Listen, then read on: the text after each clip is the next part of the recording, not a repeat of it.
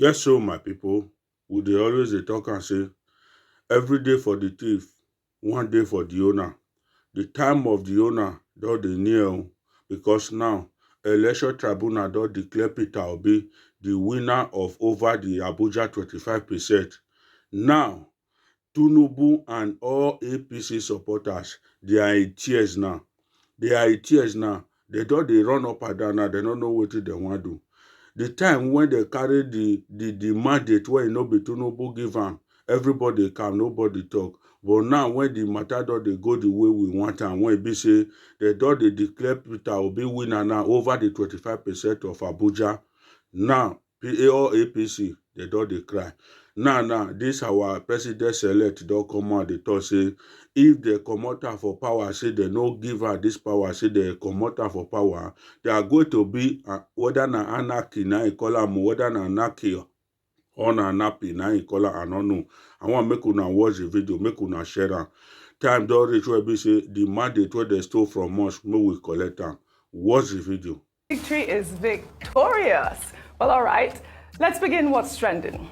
With reactions trailing the submission by President Bola Ahmed Tinubu requesting the Election Tribunal to dismiss the petition seeking to nullify his election on the grounds that he did not secure 25% of lawful votes cast in the Federal Capital Territory. The president, in his final written address against the two petitions filed by the candidates of the Labour Party, Peter Obi, and his counterpart of the People's Democratic Party, Atiku Abubakar, warned that nullifying the February 25th elections on the grounds that he did not secure 25% of the lawful votes cast in the Federal Capital Territory could lead to absurdity, chaos, anarchy, and alteration of the very intention of the legislature.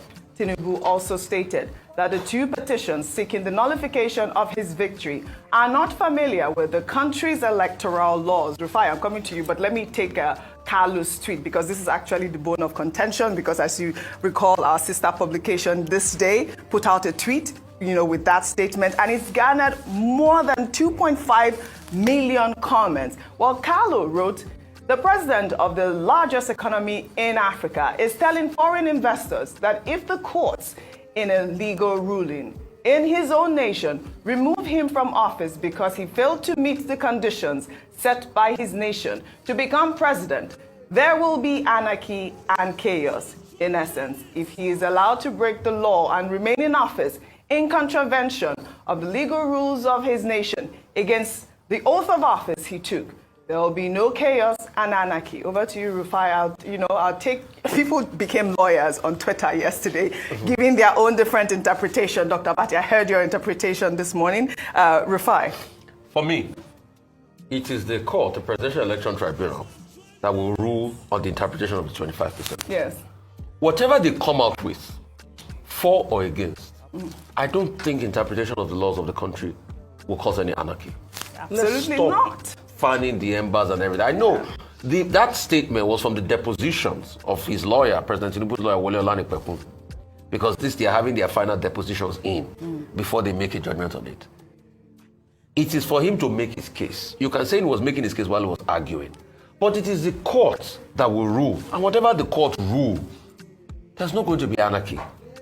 I've heard a lot of people argue and said, oh yes, because the court of public opinion and all of that, it reads the body and temperature of the nation. The law is the law. If it rules for or against, the law will reign supreme. And it's not happened before, blah, blah, blah, blah, blah, blah, blah. Those are just conversations. Because it is still the courts that will rule. All we can call on the judiciary to do is to stand tall. Across board. Yes, opinions are divided for and against and all of that. But we need to be able to build a country where the rule of law will stand tall. Because we don't do it for ourselves. We also do it for the way other countries see us. And when they see we have a weak judiciary system, what happens is that investors will not want to come. So the judiciary should also know that they are not only ruling based on the law now, they are also ruling based on what will become the outlook of Nigeria.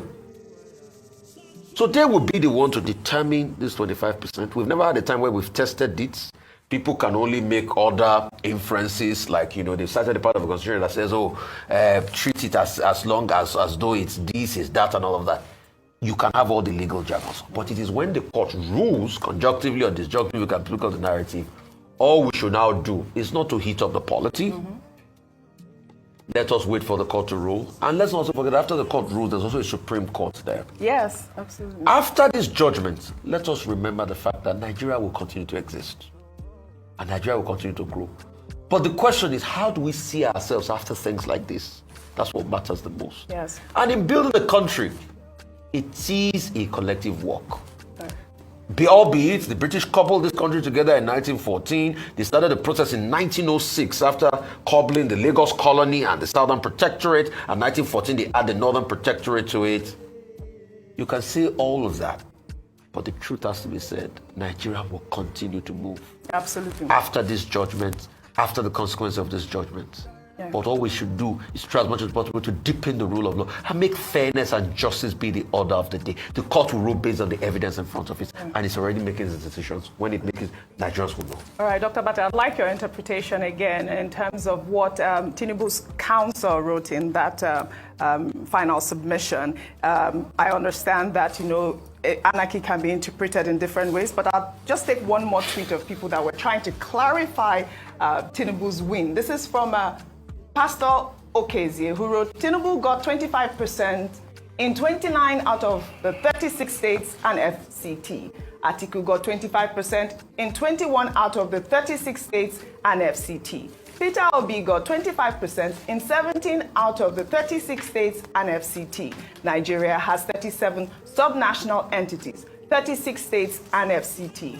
Only President Bola Ahmed Tinubu met this constitutional requirement, 24 out of 36 states and FCT, and having the highest number of votes cast. He was declared winner and returned elected by the constitutional body, aka INEC. What is difficult to understand here? Dr. Abbas. Okay, a number of clarifications. I think people must refrain from reading headlines and from headlines jumping into conclusions. It misleads a lot of people because you see a headline in the newspaper, you see chaos, you see anarchy, you just conclude and you start talking. Courts of law don't take their decisions on the basis of public opinion. You're right. Even if the judges themselves are members of citizens, they act on the basis of jurisdiction and the rule of law. And at the highest level, the Supreme Court has its own original jurisdiction. And the courts exist also as modulators, as stabilizing forces, even as they discharge their functions under the Constitution. That's number two. Number three is that, look, the principle in law is that you must hear the arguments from all parties to a matter. In this particular case, you have the PDP going to court with Waziri Atiku Abubakar. You have the Labour Party going to court with Mr. Peter Obi. And if we just collapse what they were asking for, they're saying that Section 134 2B must be read to mean the reference to the Federal Capital Territory means that whoever will become president must score 25% in the Federal Capital Territory. And that Tinubu, having not obtained up to 25%, is not qualified to be president. Now, he got 19% in the Federal Capital Territory. Two, they said the matter in the U.S. District Court, that he had been indicted or convicted, whatever, and because of that, he should be disqualified. Three, one of the issues they raised was about Shetima, his running mate, who they said was a dual candidate, having, been chosen as a senatorial candidate in his home state of Borno. Those were the basic three issues. So they gave their, they filed their defense, they called their witnesses, total of 14 in law. And the court gave counsel to Tinubu and the APC to submit their written address within 10 days. And that's precisely what, Wole Olanipekun, who is lead counsel to the APC and Tinubu group, did. And he just took all those issues raised by, the two major, the petitioners, one by one, and he debunked them. I tried to give a summary earlier on. He said, for example, Section 1342B, cannot be read disjunctively, that it must be read conjunctively. Because to do otherwise is to misinterpret and misrepresent the intention of the framers of the Constitution. A basic principle is, what is the intention of the lawmaker, the framers of the law? What do they intend to say? It's for the court to decide on that.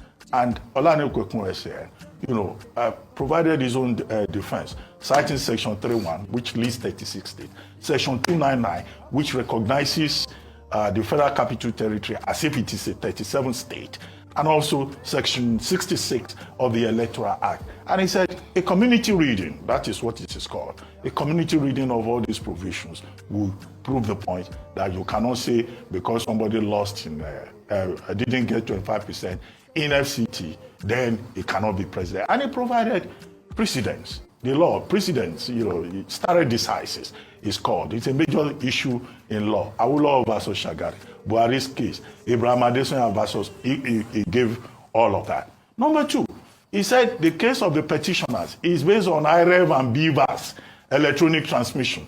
He said no, that can't stand, because in any case, the law, provides for manual transmission, and that you cannot say because of electronic transmission is an issue. Number three, he says the case that they are referring to in the US, that the evidence that is provided is inadmissible because it's not, documented within our own jurisdiction here, and that in any case, nowhere in that ruling is the word fine used. So he took on all of these issues, and then concluded that the application, the petitions amount to a crass abuse